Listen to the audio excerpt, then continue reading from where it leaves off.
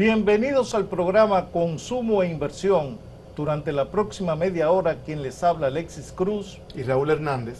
Vamos a conversar con nuestra invitada, la economista Liliana Rodríguez Álvarez. Liliana, bienvenida a Consumo e Inversión. Gracias, de verdad que es un placer. Gracias, Raúl. Entre amigos aquí, Alexis, Raúl, de verdad que un placer. Un placer estar aquí compartiendo el día de hoy. El placer es nuestro. Definitivamente. Liliana, se aproxima la fecha en que las personas comienzan a recibir el doble sueldo. Entonces, cuando una persona recibe un ingreso extra, tiene distintas alternativas de uso.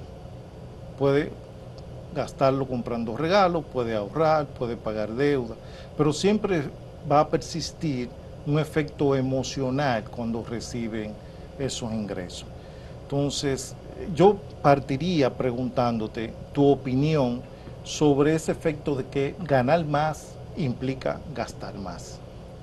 Bueno, lo primero es que ese salario adicional que dan pues en diciembre, muchas veces ya está comprometido, y decir ahí y adelantar que muchos de los temas que también uno aborda con tema de ahorrar, de poder planificarse, va muy de la mano también de si se llega a fin de mes. ¿Sabe? También hay una realidad y partamos de que no todo el mundo tiene esa capacidad por los ingresos, el nivel de ingreso que pueda tener. O sea, estamos hablando que el 84% de aquellos que están cotizando en la Tesorería de Seguridad Social ingresan menos de 50,000 pesos. Y si eso uno lo compara con la canasta básica y el costo de la canasta familiar, que ronda los 40, 45,000 pesos, pues bueno, hay también un tema de poder llegar a fin de mes, ¿no? Pero dicho esto, también ahí va de la mano de cómo nos podemos organizar con los ingresos que obtenemos. Evidentemente que mientras más uno ingresa, más posibilidad uno tiene de poder satisfacer sus necesidades, de uno poder consumir más, indudablemente, y de ahí vamos a la famosa pirámide de Maslow. Tú vas satisfaciendo distintas necesidades, de las más básicas, y vas aumentando, ¿no?, a los niveles de seguridad. Ese nivel de consumo te implica, cada vez que tú tienes esa oportunidad de ingresar más en el empleo, otros ingresos adicionales, de tú poder entonces tener otros niveles de consumo, poder hacer otro tipo de gastos.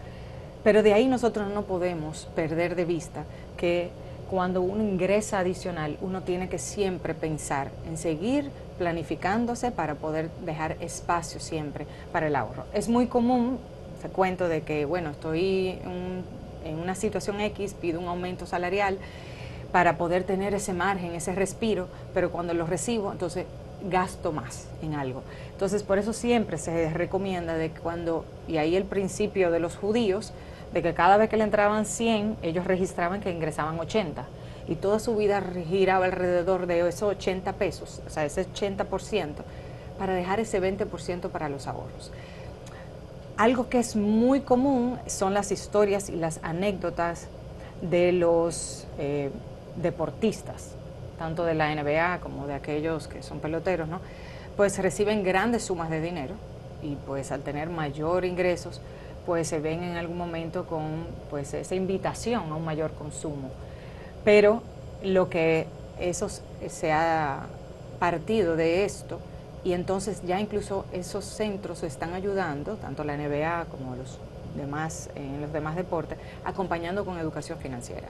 ¿Por qué? Para poder enseñarles de que a medida que tú vas recibiendo mayores ingresos, es tu oportunidad para ahorrar e invertir, ¿no?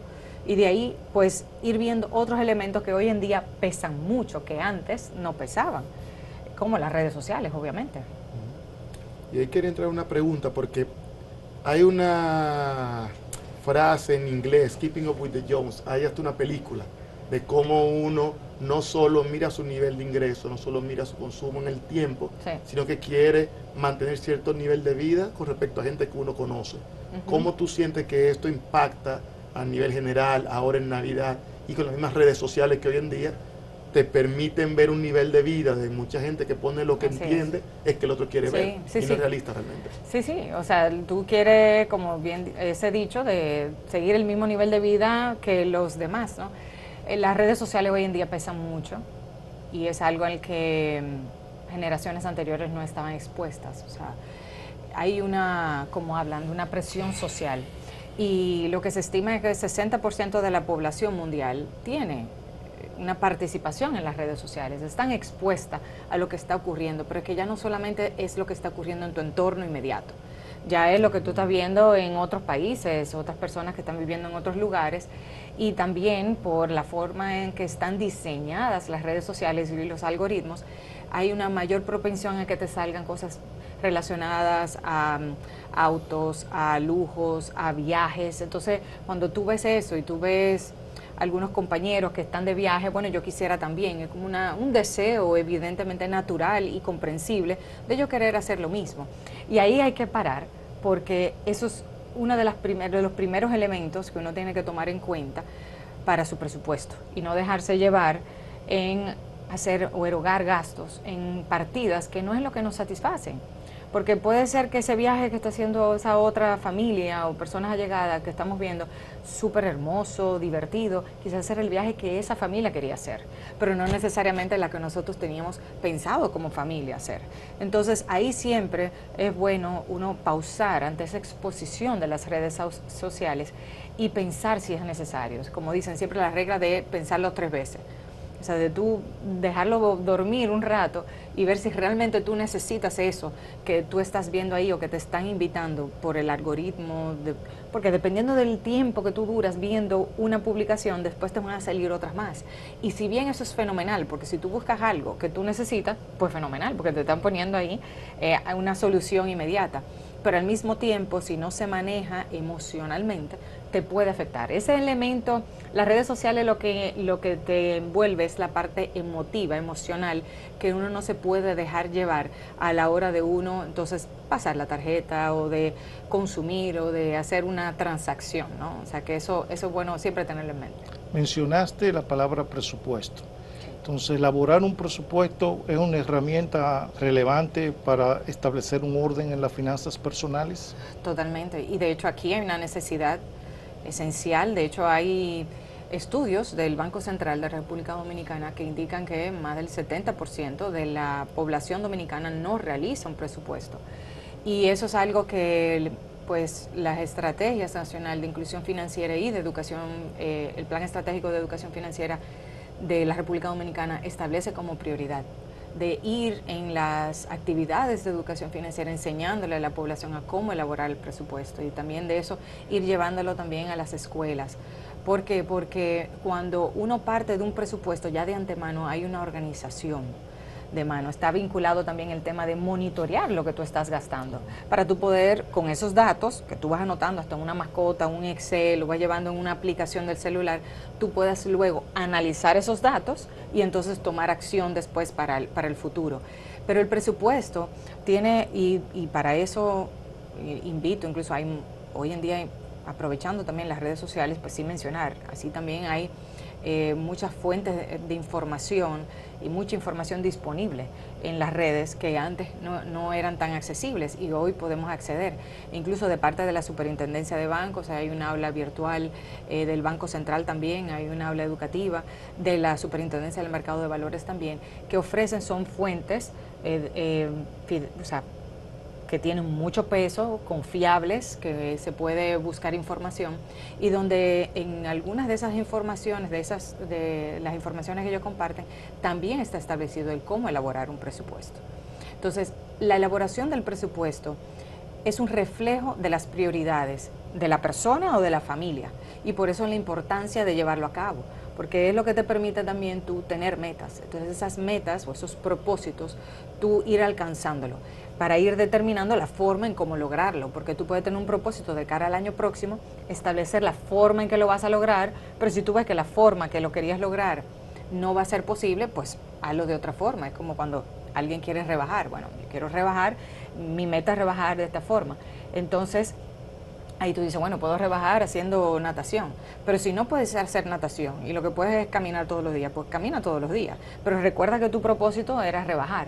Entonces el presupuesto es justamente eso, o sea, una declaración de cuáles son tus prioridades y por eso es importante tú poder hacerlo, porque es una forma de tú no desviarte de tus objetivos. Y claro, ahí pues sí mencionar la regla del 50-30-20, que Elizabeth Warren, esa senadora de Estados Unidos, pues hizo muy popular, que es de tu ahorrar primero tu 20% de tus ingresos, luego el 50% a necesidades y 30% a deseos. Claro, ella dice, esos son títulos de orientación, si no puedes ahorrar el 20%, ahorra el 10%. Lo importante es la constancia, y para eso hay muchas herramientas aquí en la República Dominicana, muchos instrumentos financieros de ahorro programado que tú todos los meses puedes ir programando e ir ahorrando. Oye, de 500 pesos, 1000 pesos, cuando tú lo multiplicas, puede ser. Y en el próximo segmento vamos a entrar en esos detalles. Perfecto. Amigos televidentes, vamos a una pausa comercial y al retorno seguiremos conversando con Liliana Rodríguez Álvarez, economista experta en finanzas.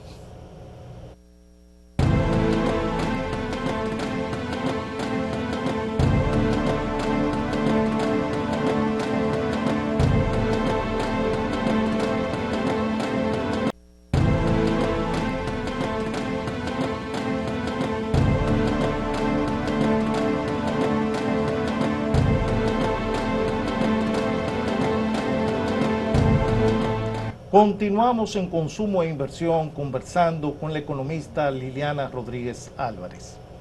Liliana, ya tratamos sobre una regla práctica de cómo alcanzar un nivel de ahorro. Ahora, ¿cómo diversificamos ese ahorro? ¿Cómo lo cuidamos en el tiempo? ¿Qué puedes mencionarnos al respecto?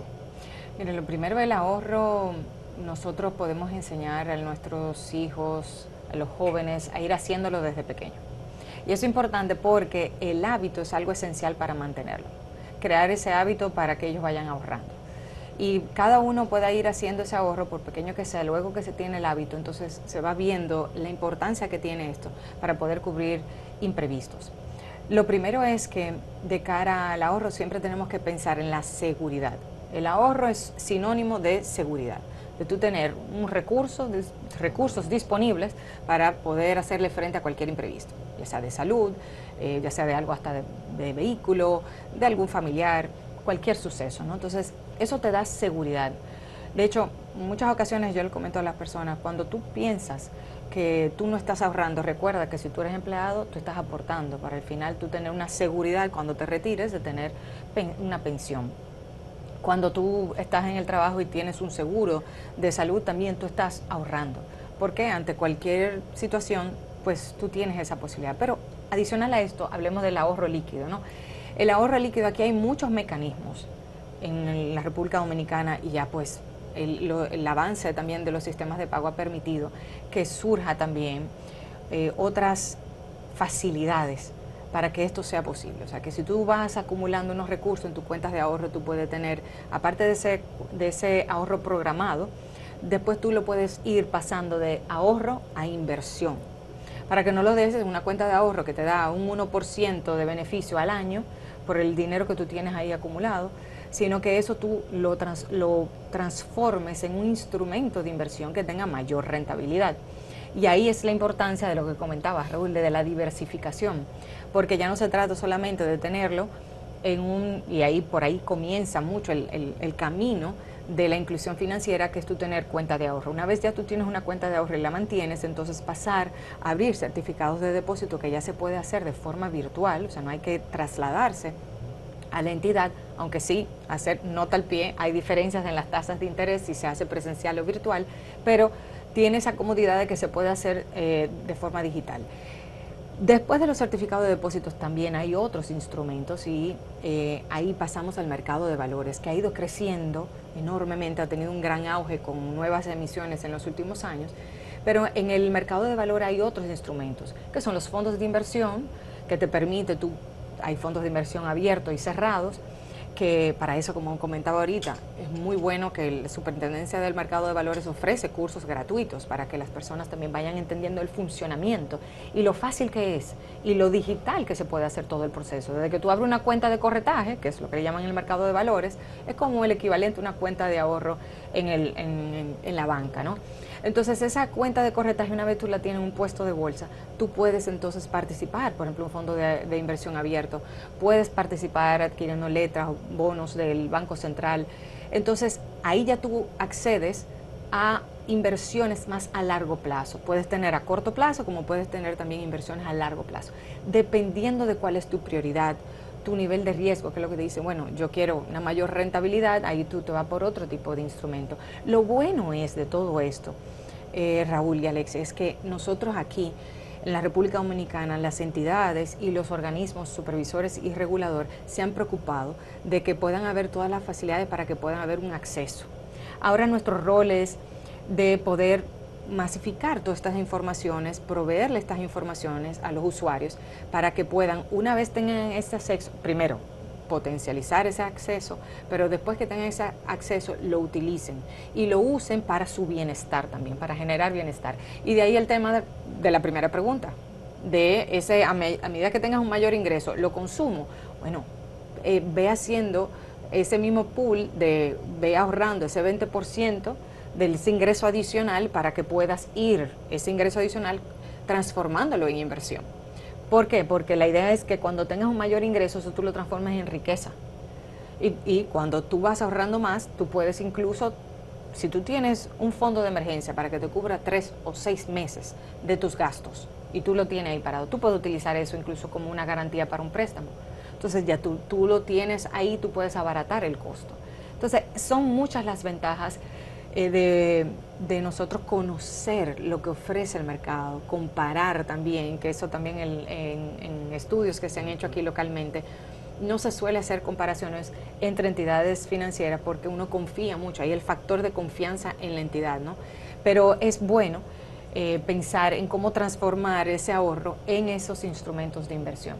Mira, y está buenísima esa participación y no olvidemos que lo que tenemos muy reciente en el país son también las acciones de oferta pública. Correcto. Que es algo que tenemos Correcto. un poquito menos de 2 años, alrededor de 2 Así años. es. Y ha sido algo fundamental en Estados Unidos sobre todo para generar riqueza, convirtiendo el ahorro en inversión productiva en el tiempo.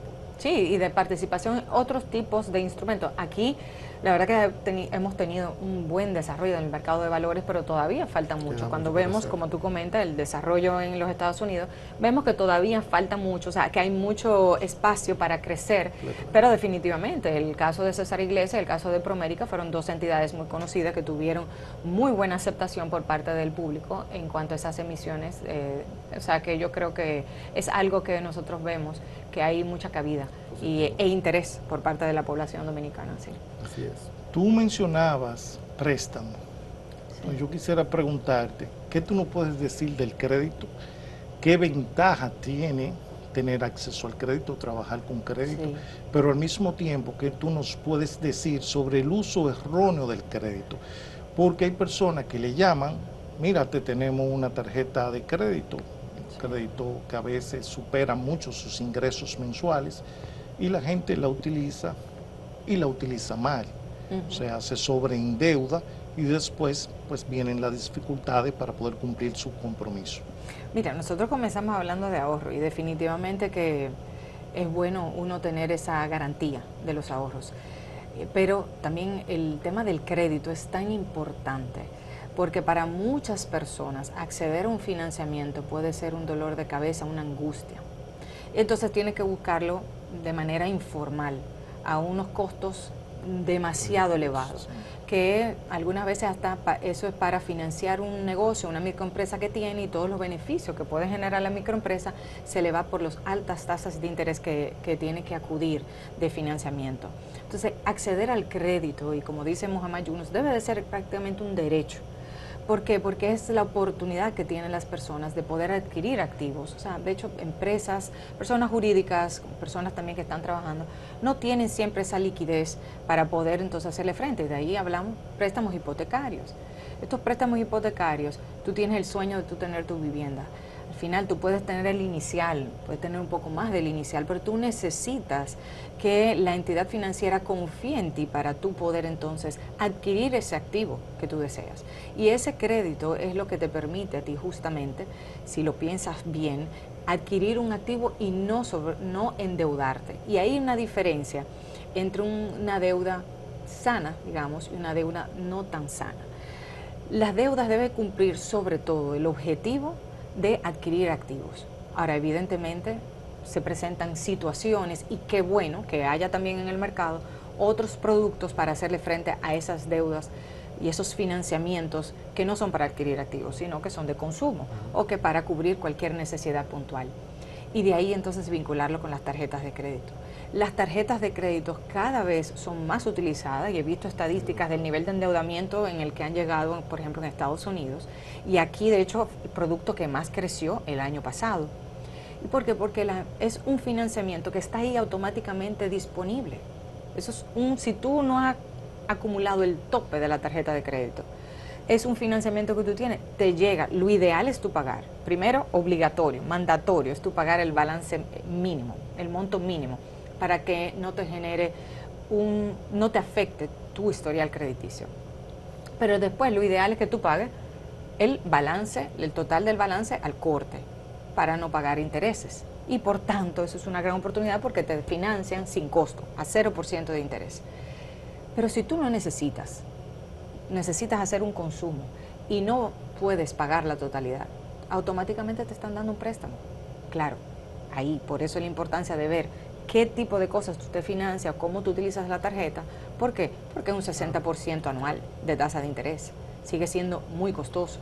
Pero si tú tienes una situación imprevista y tú puedes el mes siguiente hacerle frente, pues bueno, para muchos es una gran solución porque no tienen alguien que se lo pueda prestar. De hecho, aquí estadísticas del Banco Central dicen, cuando tú no llegas a fin de mes, ¿qué tú haces?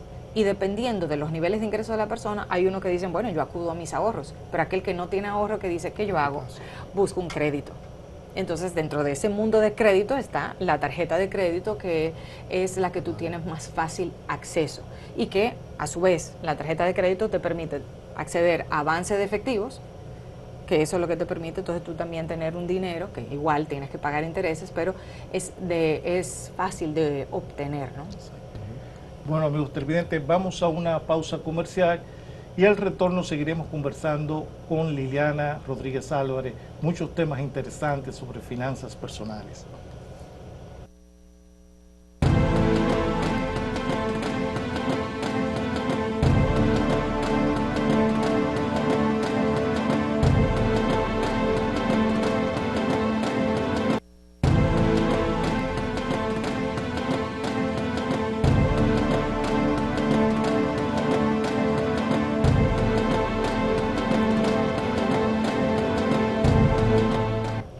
Estamos de regreso en Consumo e Inversión con nuestra invitada Liliana Rodríguez. Muchas gracias por estar aquí con nosotros, Liliana.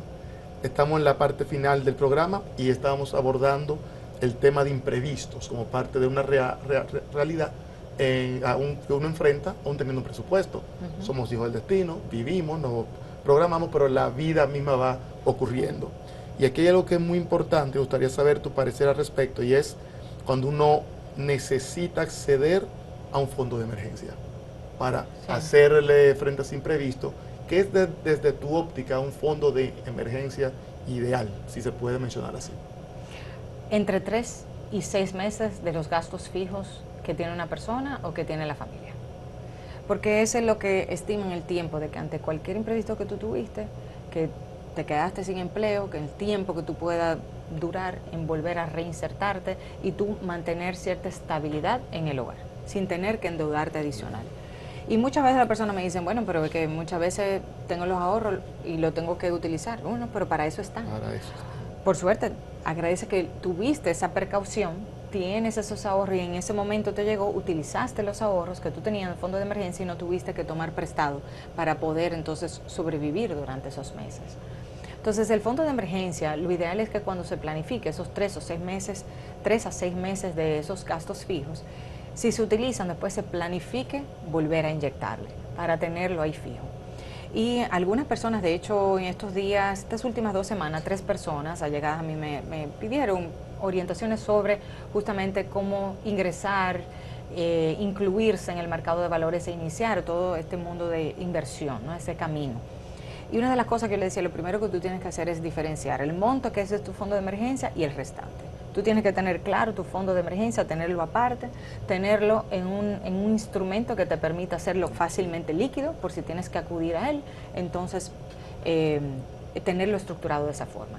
Y entonces el resto, entonces ya tú puedes ir pensando en esa diversificación de pensar en colocarlo en otros instrumentos un poco más a largo plazo. Pero el fondo de emergencia es un tipo de seguro que tú tienes, así como comentaba al inicio, así otros seguros también, que hasta en las mismas entidades que lo ponen, un seguro de, cuando tú vas a tomar un préstamo hipotecario, le ponen un seguro a la vivienda, porque surge cualquier imprevisto, ya tú tienes esa garantía, ¿no? O sea, que es el equivalente. Que antes se usaba crear un cerdito que era un seguro. Liliana, Sí, es verdad. no queremos terminar el programa sin que preguntarte qué tú les recomendarías a las personas que van a recibir el doble sueldo y además qué les recomendaría sobre invertir en pesos o dólares. Bien, la primera yo creo que más que nada son recomendaciones quizás para el año próximo. O me dijo a mí el otro día una persona, no, ya es imposible, yo no puedo planificar nada porque ya está comprometido. Pero mira, realmente cuando llega esta oportunidad de tener un ingreso adicional, y de ahí la primera pregunta, ¿no? Muchas veces podemos pensar en eso, en utilizarlo para, bueno, aprovechar para yo pagar deudas o para utilizar esto para yo entonces poder hacerle frente a los regalos que tengo que hacer en esta época o aprovechar y hacer una juntadera que no pude hacer en el año o en los meses anteriores. Al final yo siempre le recomiendo a las personas que utilicen la misma regla que utilizan para el presupuesto, que lo utilicen con este ingreso adicional, porque lo vemos como algo separado, pero si nosotros lo vemos como parte de un todo en el año, debe de seguir la misma regla, 50, 30, 20. Ese ingreso adicional que tú tuviste, ahorra el 20%, después entonces tú puedes utilizar ese 50%, que en el presupuesto tú lo llamas necesidades, para poder saldar alguna deuda que puedas tener o abonarle, y el otro entonces 30% para todo eso adicional, ¿no? Deseos o demás. Y ya la última pregunta que comentabas, de si hacer esa inversión en dólares o en pesos, yo diría lo primero es que dependiendo de cómo recibe el ingreso a la persona, eso es lo primero, pues si recibes en dólares, pues yo te recomendaría de hacerlo en dólares. Y lo otro también es dependiendo de dos cosas más, el nivel de inflación del país. Si no es tan alto, pues tú puedes hacer fácilmente, pues es muy factible hacer inversiones en pesos. Que es el caso aquí en la República Dominicana, esto tiene un nivel de inflación de un 4%. Y ya por último también, normalmente las inversiones en dólares son más a largo plazo y las de en pesos son más a corto plazo, porque además a largo plazo ya se va acumulando una devaluación y al final entonces tú vas manteniendo el valor de tu inversión, no se va devaluando la inversión que tú hiciste. Liliana, muchas gracias. A ustedes, Un placer por acá realmente. Gracias. Se quedaron muchos gracias, temas, sí. pero eso es motivo para volverte a invitar en otra Agradecería. entrega. Claro, yo feliz de poder compartir con ustedes y con la audiencia. Muchas Gracias. Amigos televidentes, nos veremos en una próxima entrega de Consumo e Inversión.